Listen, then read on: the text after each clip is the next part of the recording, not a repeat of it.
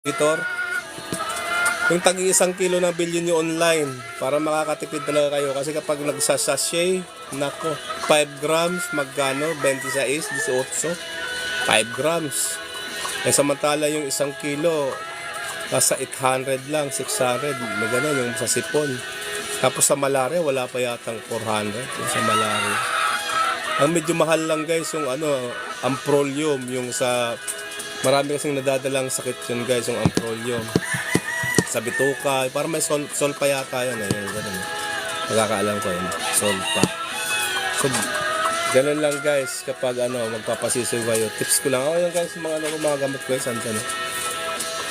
Saka guys, kung nagpapaitlog pa kayo guys, try nyo to guys, Ito guys, ang ganda talaga nito guys, magbigay ng itlog guys. Ako na lang yung umayaw talaga, promise. Itong na to. Ayan guys. Nasa video